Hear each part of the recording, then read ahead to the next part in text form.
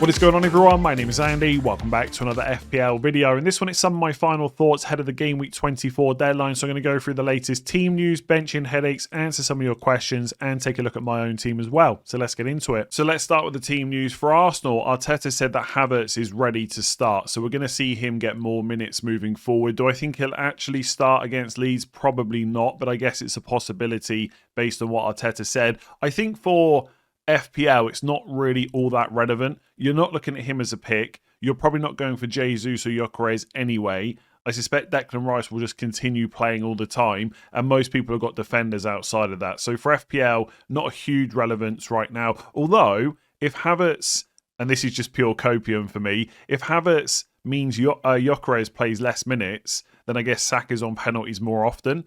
But that's really just a minor thing. And then for anyone with Saliba and Timber, they're okay to play tomorrow. I think that was just a very obvious rest midweek. It was a nothing game for Arsenal. They didn't need either of those players. They got rested. They'll start against Leeds. If you've got either, I would not be panicking. For Everton, Grealish probably requires surgery, is what Moyes said, and likely out for the rest of the season. So if you've held on to him, he's got to go. Njai will continue playing left wing. Keane is back from suspension. And then Branthwaite and Dewsbury Hall got 45 minutes the other night. Moyes said they're still waiting on Alcaraz and Irigbunam. So there's still some players to come back from injury. He also said, are they fully fit? Are they really up to speed? Some of them not quite, but hopefully it won't take long. Now, presumably that's referring to Branthwaite and Dewsbury Hall. Now, my prediction is that Dewsbury Hall will probably start, but it's not a guarantee. And it's the same with Branthwaite. Because he's been out for so long, I do wonder whether he'll be on the bench again, which also has a knock-on effect for Keane. Could Michael Keane start this week if you've held on to him this long on your bench? Potentially. My worry would be that Branthwaite came on for 45 minutes the other night. So that could happen again. So even if Michael Keane does start, will he last the full game? Will he get past 60 minutes? There's a big risk there, in my opinion, and he might not even start. And if he doesn't start, and Branthwaite does, but he can't complete the full match, Keane could come off the bench. So I think Tarkowski's nailed. Branthwaite, as much as Moyes can get him on the pitch, he will play. He's just not an option anymore. If you're in a position where it's play Keane or take a -4, maybe you risk it. But I really think he's just not an FPL pick going forward now. And then for Liverpool, Frimpong's out for a few weeks. They said it wasn't as bad as they expected, but he's still going to be out for a few weeks. Konate trained yesterday and will be in the squad. Presumably he will start the game. Gomez still missing but back soon, and Jones is available. So if you're a Szoboszlai owner like me, there is a chance that he will play right back. But who knows? Maybe it'll be Endo. You never know. He came off the bench the other day and played right back when Gravenberch was playing centre-back. But with Konate back, Gravenberch will go back into midfield. So maybe Endo will play right back and Szoboszlai will be in midfield where he's a bit better. So we'll have to wait and see. I think with Szoboszlai, he's probably not a great pick moving forward, but I probably wouldn't panic about it this week either. So for those of you that haven't seen, Aston Villa played in Europe last night and Ollie Watkins went off with an injury. He's going to be assessed ahead of the weekend. Unai Emery said, Watkins, we will see tomorrow. Today he had a scan and it's not a clear injury. So he is a doubt for Game Week 24, but he's not been ruled out. So basically, if you don't have him, don't buy. And don't buy Tammy Abraham either, because you don't know how long he's going to be getting minutes for. And if you've got Watkins, do you sell? I'd probably lean towards no. And I probably would just start him and hope for the best. Because the fixtures are still good after Game Week 24. So if he's already in your squad, there's a reason for that. And I wouldn't rush out to get rid of him. Unless you're, like, if you've got no bench, maybe you sell him to, like, Thiago or Evan Nilsson or someone like that. But for most people, it's just a clear don't buy, don't sell, I think. For Chelsea, Rossini said Palmer's absolutely fine and available to start. Now, does that mean he'll definitely start? No. But I suspect he will, and he'll probably get subbed off early. The question I keep getting, if you're on Wildcard, would you take a punt on Palmer? I think the answer almost has to be yes. Like, part of the reason to wildcard early is Chelsea's next 4 fixtures. He got 45 minutes off the bench. He probably starts at the weekend. So I would just chance it. But he probably gets subbed early. I think basically, I wouldn't force it. Like, if you're struggling for team value and the rest of your squad doesn't look great if you put Palmer in, then just ignore him. But if it looks okay, I'd be tempted to risk it. Rossini also said, for me, tomorrow is the biggest game of the season. I'm going to find out so much. These are the games where you have to step forward and not be complacent. It almost, like what people are speculating with that is that he's going to make a lot of changes. And so the reason he's going to find out so much is how the non-first choice players do. Now, that could just be a load of nonsense, right? Maybe he's not going to rotate all that much, but it's possible. They played Wednesday, they play Saturday, they play again on Tuesday, and Tuesday's match against Arsenal is obviously quite big. So I'm going to talk about Chelsea a bit more later. Anyone that played Wednesday is a bit of a risk. And for game week 25 to 26, that's also Saturday to Tuesday turnaround. So players like João Pedro, not completely nailed. Enzo, I think, is probably worth taking a risk. But even with him, he could be benched one of the next 4.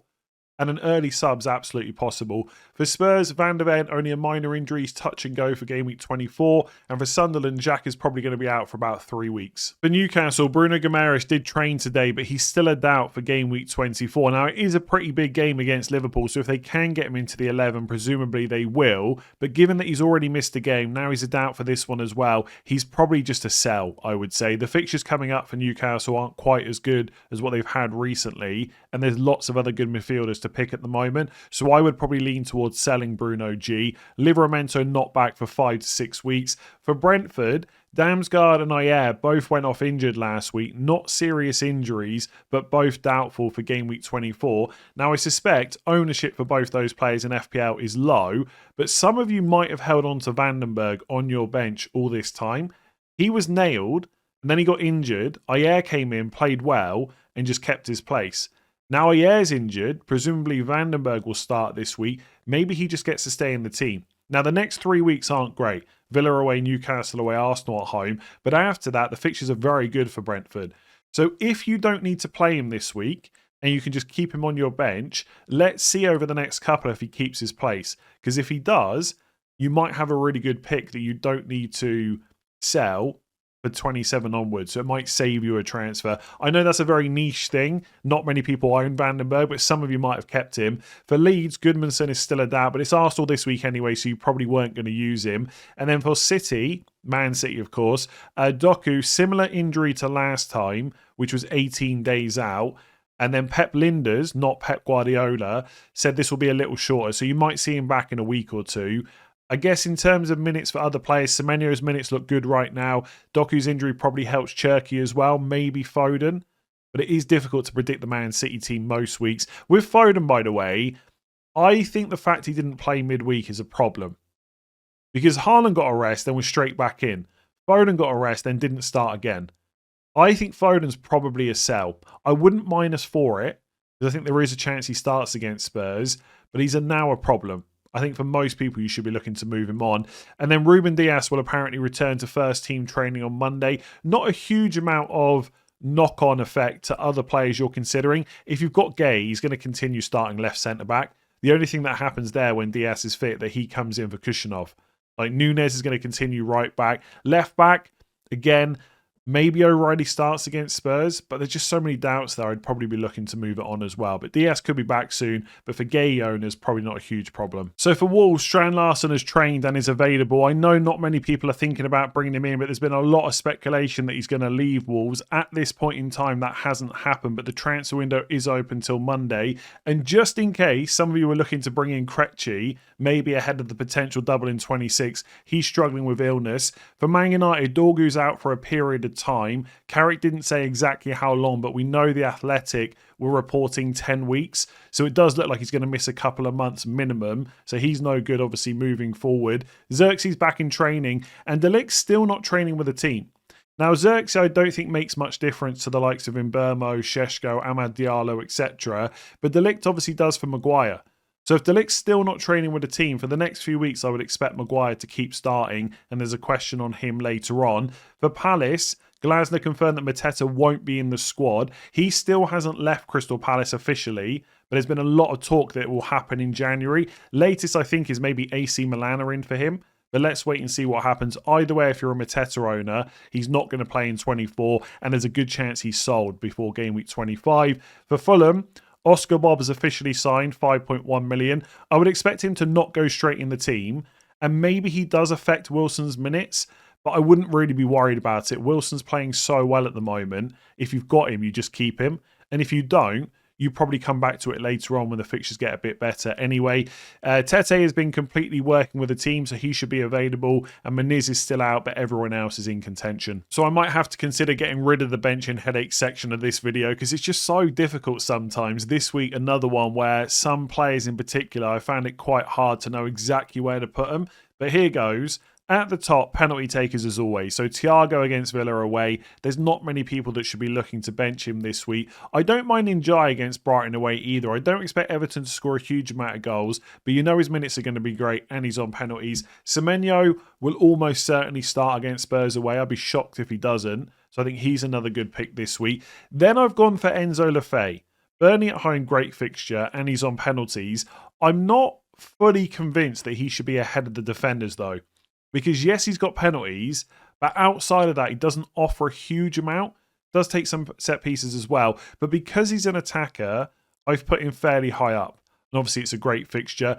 Then I've gone for Timber against Leeds away. I think for most people, you're just never benching Arsenal defenders. I mean, if I'm honest, if I had a decision between Timber and Lefebvre, I'd probably actually put Timber a bit higher. Whether he'd be ahead of Semenyo and Jai Thiago, probably not. Then Mukiele against Burnley at home. Then Alderete against Burnley at home. Then Chalobah against West Ham at home. And then Reinildo against Burnley at home. So let me just explain that. Sunderland clean sheet odds are really good, as you'd expect. And Mukiele and Alderete are not bad for attacking threat and defensive contributions. That's why I've got them ahead of Chalobah. But Reinildo's not that attacking, and he's no good for defcons, which is why I've put Chalobah ahead of him. So even though I think Sunderland probably a little bit more likely to get a clean sheet, I think Chalobah just offers more, and West Ham at home's not a bad fixture. Then I've gone for... These are two of the players I really struggled with, Wilson and Jarrod Bowen. So Harry Wilson's got Man United away, but he can't stop getting points, and Bowen's nailed for 90 minutes, and he's on penalties. Should they be below all those defenders? It's tricky. I hate benching penalty takers. This is why I've struggled so much. I think I would play Timber, Mukiele, Alderete and Chalobah over Bowen. Although even with Chalobah, that feels weird, right? Because then you're backing the clean sheet versus the penalty taker. With Wilson, yeah, maybe I'd put Wilson and Bowen ahead of Reinildo, just because it's only really clean sheets you're getting with him. But I think it's fair to have them that low down. Wilson's tricky because... subconsciously, I've not owned him all season and he's really hurt at times. But I do think he's a good pick. What Man United are you going to get? Just don't know how they're going to do against a team like Fulham. I know they've done so well against Arsenal and City, but we've seen this before. So I think I would have them below the defenders. Then I've got Szoboszlai against Newcastle at home, who may play right back. Then Foden against Spurs away. Now, realistically... if this was a few weeks ago and I knew Foden was going to start, he'd probably be at the top of this list. But because there's doubts about his minutes, I've had to put him lower down. The thing that keeps coming back to my mind is he really going to bench Foden 3 games in a row? That does seem unlikely. So, I mean, on reflection, maybe he should be a bit higher. But where do you put him? Above Wilson, probably? But are you confident enough in Foden's minutes to put him above those really good defenders that we've got this week? I'm not sure if that's the right play. So Foden starts, I'd probably put him right at the top or top 3. But any doubts about his minutes, he's got to be further down. Then Anderson against Palace at home, Dalot against Fulham at home, Van Dijk against Newcastle at home, and Senesi against Wolves away. Senesi's been so good for defensive contributions, maybe he should actually be top of those defenders I've just mentioned, but it is an away game, and Wolves has done a little bit better recently. Then Calvert-Lewin against Arsenal at home, but again, is that fair to put him that low down? I mean, he's up against the best defence in the league, but it is at home. Penalties as well. Like, I always try, like, when I do the benching headaches, I try and do it on instinct. So I just look at the fixtures straight away. I just put an order together, and then I might have a little bit of a think if I've got something wrong. But it's mostly like, first instinctive thought, where do I put a player? But then I try and think of it as, if I actually had that decision, what would I do? So I think I'm happy to say, yeah, Mukiele ahead of Calvert-Lewin. But if I actually had to go through with it, benching a penalty taker at home, would I? Like, I've got this same decision in a couple of weeks with Thiago. Like, am I actually going to bench Thiago against Arsenal at home? I'm not sure if I could do it. So I've put Calvert-Lewin on instinct quite far down. But I think maybe you could put him ahead of Szoboszlai. Like maybe put him just behind Bowen. I think that would also be fair. But that's quite a big way to move him up. I hate doing this. It's so tough. Krupa Jr. against Wolves away. He's quite low down because even if he starts, the minutes aren't quite there. But because Wolves away is not a bad fixture, again, you could move him up a little bit. But he's there on minutes. Then Dewsbury Hall against Brighton away. I think he will start, but it's not a guarantee. Then Tarkowski against Brighton away. Arguably, Tarkowski should be above Dewsbury Hall. Why do I even do this? Yeah, Tarkowski maybe should be ahead of Dewsbury Hall because you know for sure he's going to start. I just don't see a clean sheet for Everton. But obviously Tarkowski's good for DEFCONs. Quite close between those two. Then Anderson against Man United away. Part of the reason I've put him that low down is although he's good for DEFCONs, I don't see a clean sheet. And so many people have Bruno now. So it feels like quite nice to bench Anderson. And then Manny against Bournemouth at home because although he's cheap and he does play, I'm not sure how much he's really going to offer us. Now let's get into some of your questions. What are your thoughts on Harry Maguire as a Lewis Hall replacement? Now I have seen a lot of people considering him. He's only 4.3 million. We know he's got some goal threat from set pieces. We also now know that De Ligt is not even training with the team. So Harry Maguire, as long as he can stay fit and available, should be nailed. That partnership between him and Martinez is looking quite good. Would I buy him? I'm not so sure. Like, I dream of having Harry Maguire in my team and him scoring a header. I'd love that for FPL. But when I look at the fixtures, they're not actually that great long term from a clean sheet perspective. So Fulham at home, Spurs at home, next two are okay. Then West Ham away is not bad, but it is away. Then Everton's okay, but it is away. Then it's Palace at home, then it's Newcastle away. I think if I knew De Ligt was definitely out for a long time, I'd be more interested in it. And for 4.3 million, I guess you can't go far wrong, but he's not as good for defensive contributions as you might think. So far this season, he's only averaged 6 per start. You've got to get 10 as a defender.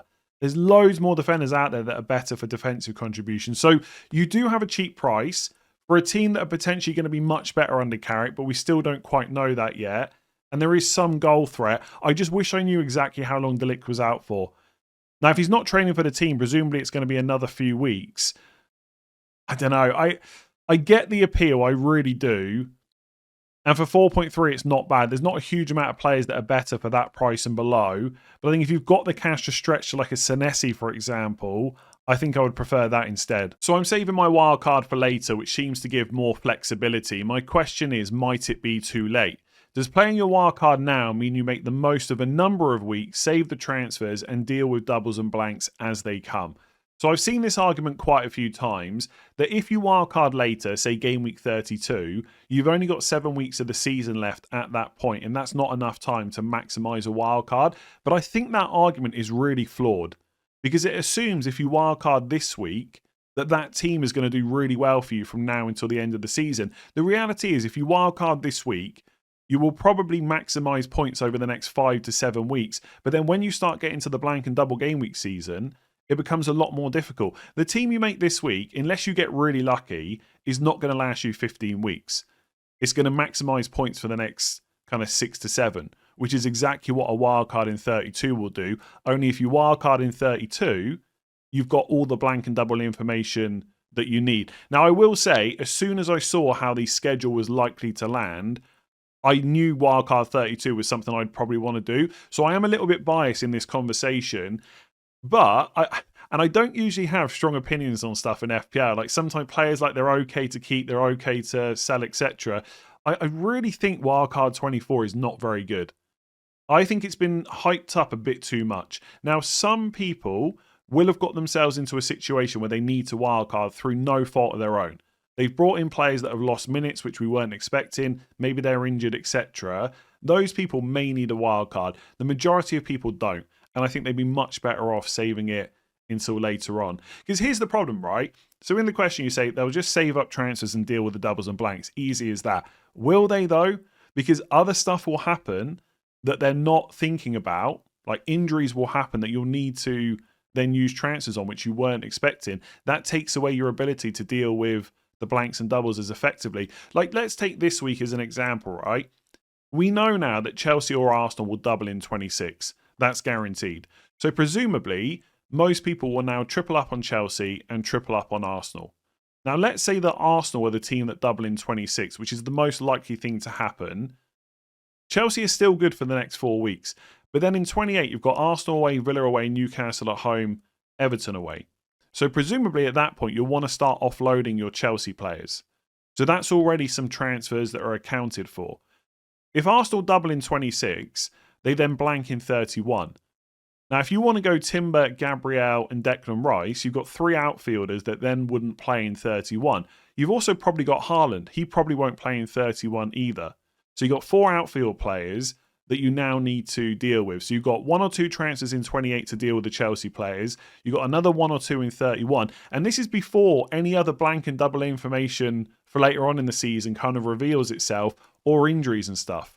Like, how many transfers are you thinking about being able to build up? If I was wildcarding this week, I wouldn't want to make a move until 28 at the earliest unless I get really screwed over by injuries. Are you prepared to be that patient? I don't think most people are. Like, by game week 32, so between 31, the blank, and 32, where people are thinking about wildcarding, you've got a 3-week gap, and in that time, we will find out who's going to blank in game week 34. And because game week 33 is going to be a double game week, that's only a week after 32. So you'll have that information as well. So by 32, you'll know who's going to double in 33, who's blanking in 34, and if there's any other small double game weeks, you'll know that likely as well. And if we don't know that, I'm telling you, the fixture gurus like Ben Cradin, James on Planet FPL, etc., they will figure it out, and we can use that information. So there's so many more ways to maximize your points, in my opinion, with a later wildcard. Like, someone asked me a question for this video, something along the lines of, can you tell me which players to put on wildcard now that will most likely help with the blanks and doubles later? I can't, because I don't know how it's going to fall. Like, the blanks in 34 are based on who gets to the FA Cup semi-final. We've only had the 3rd round. I think the 4th round is after game week 26. Then you've got the 5th round, the quarterfinals. And the quarterfinals don't happen until before game week 32. So you're not going to know who's going to blank for a while, and therefore you're not going to know who's going to double either. Like Man City, if they get through to the Carabao Cup final, they'll blank in 31. They'll probably double in 33. So you might think, well, I'll have triple Man City then for the double, but then they're all going to blank in 31. Like, I just think wildcarding now, like, it must be such a headache. Like, basically, you can only think of the next 5-6 weeks. You've got to figure out everything else later on. Now, you could also think, well, I'll just free hit 33, but that will make the 33 and 34 transition potentially very difficult. So I don't agree with the... in fact, I completely disagree that wildcarding now maximizes your points because of the number of weeks left. I actually think it makes it worse in most cases. And also, the fixture swings now are like Chelsea, Man United, Villa, but it's not like you need to be tripled up on all those teams. Like, everyone's bringing in Bruno anyway. You don't need a defender or need Mbeumo. There's a question later about Chelsea rotation, so we're looking to triple up, but we're also worried about which games they'll play. I don't think Wildcard 24 is very good. And in fact, because of the double announcement for 26, surely 25 is now better, because you'll know for sure who's doubling in 26 by the time we get to the game week 25 deadline. So I don't like having like a strong opinion like that, because it feels like you're belittling everyone else's strategy. And I really don't want that to be the takeaway. Some people will need to wildcard in 24, but I think generally there's a lot of panic going on, and I don't think it's anywhere near as beneficial. Now, it might, by the way, just the last thing I'll say on this, because it's already been quite long, the blanks and doubles may well fall really kindly for people who wildcard now, where it's easy to manage. The problem is we don't know. It could be a disaster, and it could be that wildcard 32 goes into a huge double in 33 for a great bench boost. The free hit smashes it. Then there's more doubles later on, which they're prepared for because they wildcarded late. That's why I'm way more cautious about popping the wildcard now. But again, I'm a little bit biased. I'm in a pretty good position with my team.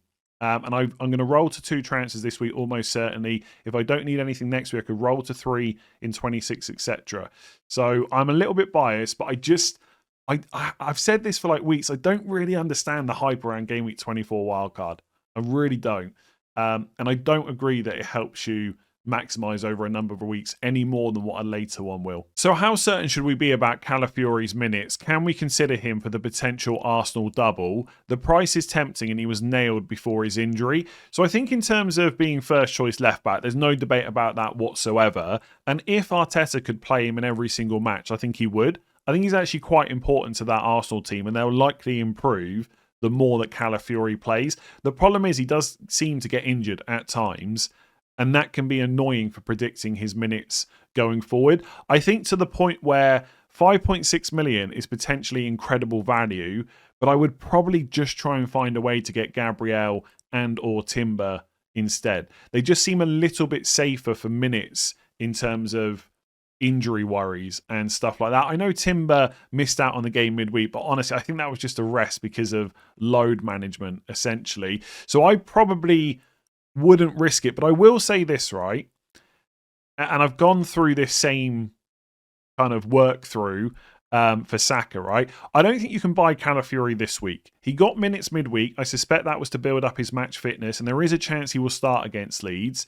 And actually, my prediction probably is that Calafiori starts that game, but I'm far from confident in it. So I don't think you can buy him this week. So you can see what happens against Leeds, see what happens against Chelsea in the Carabao Cup, then make a decision before Sunderland in game week 25. Now, the nice thing for Arsenal is they play Saturday in game week 25 after playing Tuesday in the Carabao Cup, and their game against Brentford in game week 26 is on Thursday. So the turnaround times, Carabao, Sunderland, Brentford are quite good. So I think if Calafiori's fit, he probably does play 25 and then the first game in 26. If that double gets confirmed, i.e. if Arsenal beat Chelsea in the Carabao Cup, the way that it would fall is Brentford away, first game of 26. Then they'd have an FA Cup game on the weekend at home to Wigan. Then they play their away game against Wolves for the second game of 26.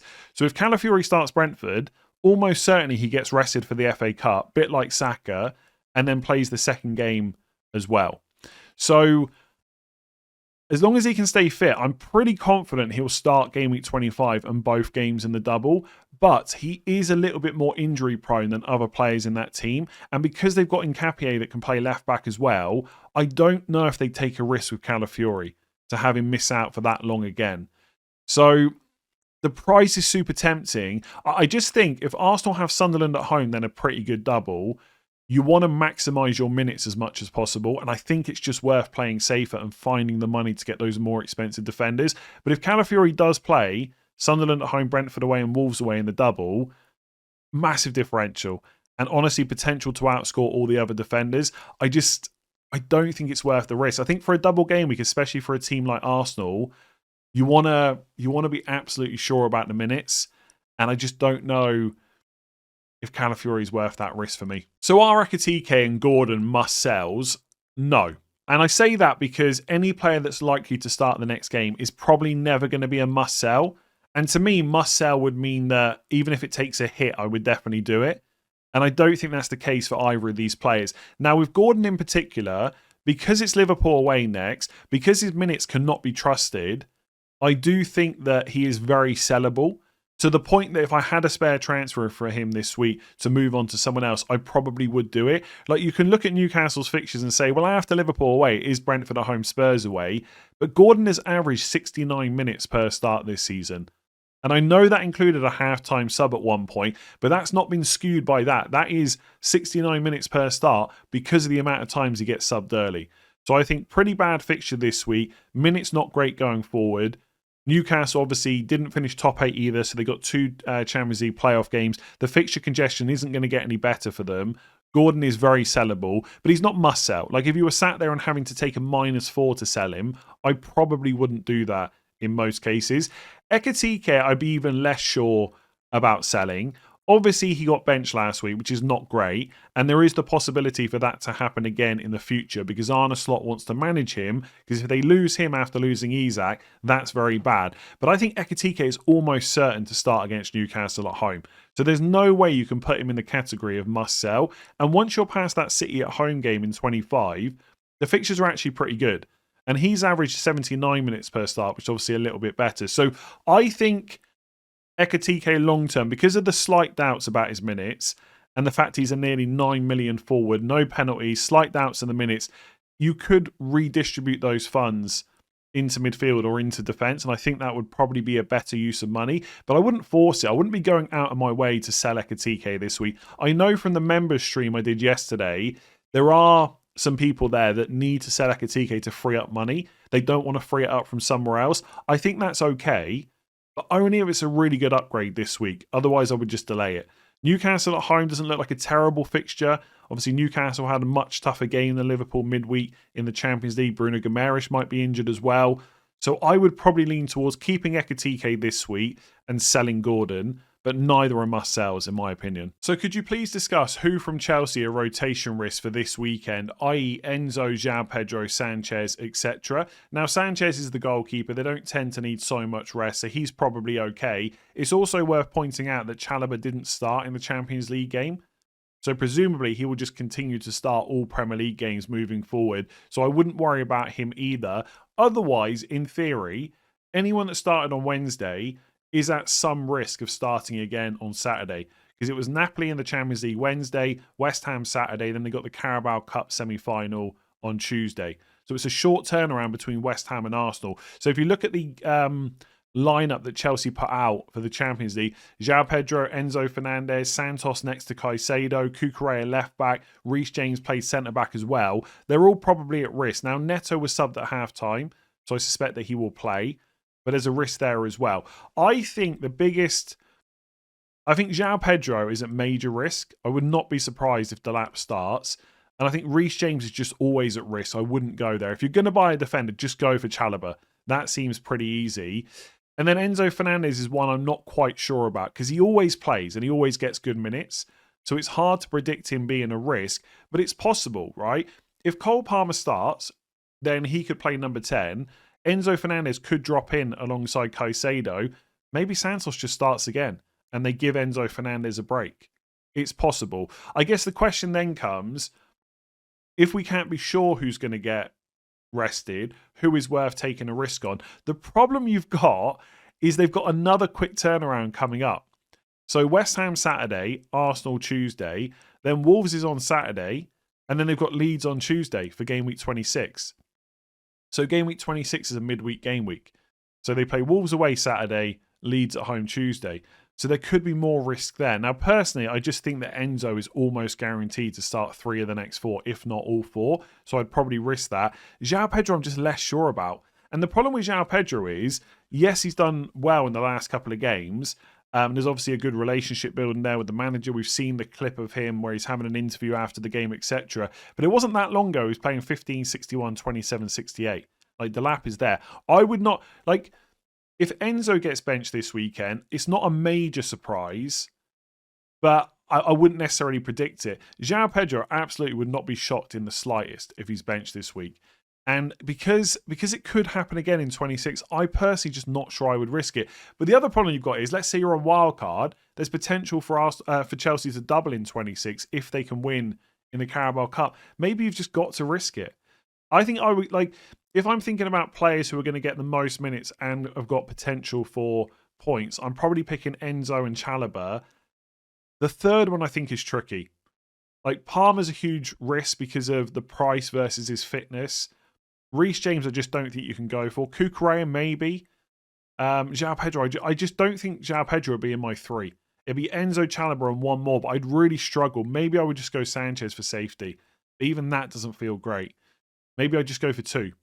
So yeah, anyone that played Wednesday is at risk. The only thing I would say is there seems to be a general narrative that the Napoli game was really important, which it was, and the Arsenal game is really important, which it is, and that West Ham, they can just rotate. But Chelsea are not guaranteed top 5. And one of their massive aims this season will be to just get back in the Champions League. And it's probably easier to get top 5 than it is to win the Champions League, but it's not guaranteed. Arsenal will get it, City will get it. Liverpool, absolutely capable. Man United now capable as well. Villa have done really well. Newcastle might go on a run. You've got Chelsea. That's before even mentioning any other teams. I've just mentioned 7 who have all got potential to finish top 5. And so I don't think they can just take Premier League games for granted. Ultimately, if players need a rest, they need a rest, right? But it's not a guarantee they just fully rotate. So I think Enzo will start, but probably get subbed early. Can't guarantee it. My prediction is probably that João Pedro gets benched. I think they're the 2 that most people are looking at. I don't think there's any other players really for FPL anyway. Esteval, Neto, probably just wouldn't bother either way. So I'm just going to run through some final thoughts for my own team going into tomorrow's Game Week 24 deadline, which, by the way, is a little bit later than normal. It's 1:30 p.m. UK time, so you've got a little bit longer to make your decisions. I've got 1 free transfer and 1.5 million in the bank, and I am going to have to roll. I was already probably going to do that anyway, but I'm like 99.99999% sure that's what I'm going to do based on the double game week 26 announcement that we had yesterday. If you missed that announcement, I made a video. You can go and check it out. But essentially, we know for sure based on the Carabao Cup result on Tuesday that either Arsenal and Wolves will double in 26 or it'll be Chelsea and Everton. Now, if it's Arsenal, which is the most likely outcome, I'm already tripled up. I've got Raya, Gabriel, Saka. I'm not that worried about having Wolves players. But if it's Chelsea that overturn that 1-goal deficit and end up doubling, well, all of a sudden I've only got Enzo and Guiu. And Guiu never plays anyway. And also Everton's double wouldn't be that bad.